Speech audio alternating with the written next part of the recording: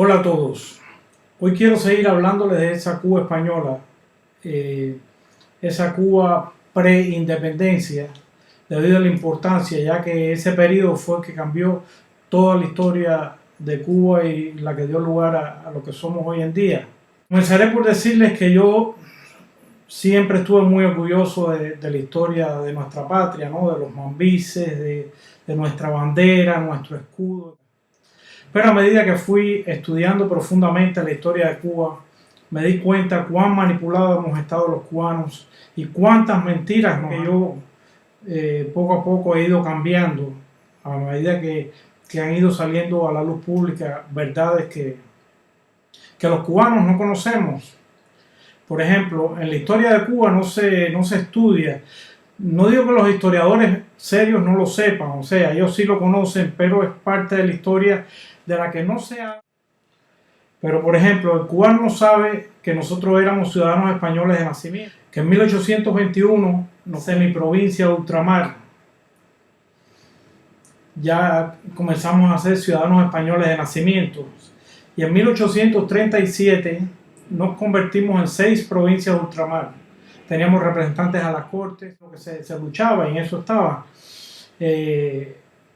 Había un partido que se llamaba el Partido Liberal Autonómico, que comenzó en el año 1878, y ese era uno de los objetivos, o sea, equipararnos y a la vez tener nuestro propio gobierno autónomo. Los cubanos querían que España nos diera a nosotros una especie de autonomía, tener nuestro propio gobierno, pero sin dejar de ser españoles. Lo que pasa es que existía como un gran complot de los masones cubanos, que lo que querían era destruir el reino de España, querían separarnos de España de todas formas. El cubano no conoce muchas cosas. Por ejemplo, bueno, siendo nosotros provincia de Ultramar ya teníamos ventajas. O sea, había un pasaje preferencial a la península, a un comercio preferencial. Éramos un solo país. Por ejemplo, el cubano no sabe que el Partido Liberal Autónomo era el más importante de la isla y se puede decir que fue quien ganó la guerra civil, también llamada la Guerra de Independencia. Las principales cabecillas de los mambises estaban muertos como Martí, Maceo, Agramonte, Panchito Gómez Toro, etc. Estos estaban aislados, harapientos y desmoralizados. El pueblo de Cuba no quería más guerra. El generalísimo Máximo Gómez tuvo la idea muy cruel y desacertada con la T incendiaria que consistía en destruir toda la economía, destruir los ferrocarriles, que era nuestro orgullo, matar las reses, incendiar los centrales azucareros, matar a todo aquel que siguiese trabajando destruir los sembradíos, las reses, las fincas. Las personas tenían que pagar para que no le quemaran sus fincas y así todos a veces se las quemaban. Era algo muy salvaje y que dio lugar a la reconcentración de Weyler, Valeriano Weyler, pero todo fue como una acción-reacción. Si estaban acabando con Cuba y Cuba era España, pues había que tomar medidas drásticas. Y eran los campesinos los que estaban ayudando a los mambises. En parte, algunos porque tenían familiares que estaban dentro de las tropas mambisas y otros por miedos. Entonces Valeriano Weyler los llevó hacia como unos campos de concentración que tenían que ir con sus reses y todo porque los mambises se le estaban matando. Y esto trajo una hambruna muy grande debido a toda la destrucción. Y hubo una hambruna donde murieron muchas personas. Toda la culpa la cargó Valeriano Weyler, pero el que comenzó con toda esta destrucción fue el generalísimo Máximo Gómez. O sea, que España recogiera cenizas, convertir a Cuba como un campo santo y que España perdiera lo que es en Cuba. Ahora dice, en noviembre de 1897 se dieron los decretos que fijaban las bases de la autonomía, acompañados de otros 2, sufragio universal e igualdad de derechos entre españoles y cubanos. El entramado institucional era el siguiente: un parlamento bicameral formado por una Cámara de Representantes elegida por sufragio universal, un representante por cada 25.000 habitantes, cada 5 años, y un consejo de administración de 35 miembros, de los que la metrópoli designaba 17. El Parlamento entiende de justicia, obras públicas, tesoro, educación, política monetaria y tiene capacidad para formar su propio presupuesto. El gobernador general, como máxima autoridad designada por el gobierno metropolitano, lo controlaría, sancionaría sus decisiones y formaría el Consejo de Secretarios para atender los ramos de gracia y justicia y gobernación, hacienda, instrucción pública, agricultura, industria y comercio y obras públicas. El 1 de enero, presidido por Gálvez, con 3 secretarios autonomistas, Montoro, Gobín y Zayas, y 2 reformistas, Eduardo II y Laureano Rodríguez, nacía la autonomía en Cuba. Tras 20 años de existencia, los autonomistas se habían convertido al fin en el eje de la vida política insular.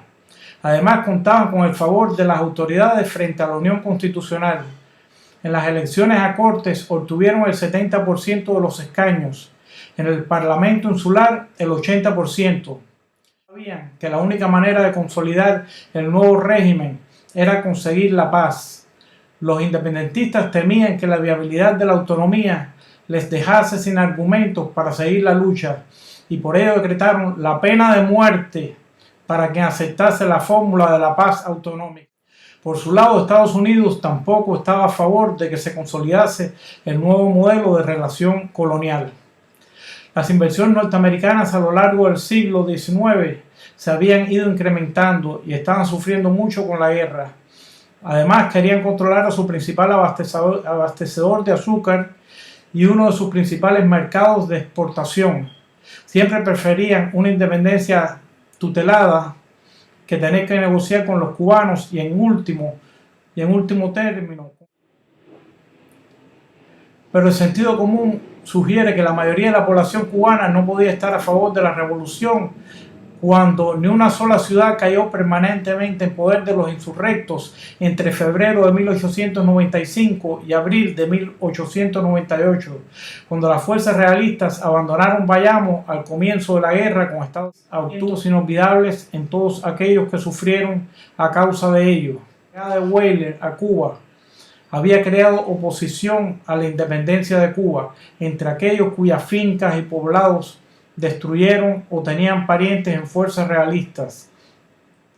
Desmanes como la destrucción de fincas en las regiones de Holguín, Jibara y el incendio de Velasco en 1896 por la fuerza de Calixto García produjeron actos de resistencia civil como la defensa de sus habitantes de Guisa contra el ejército libertador.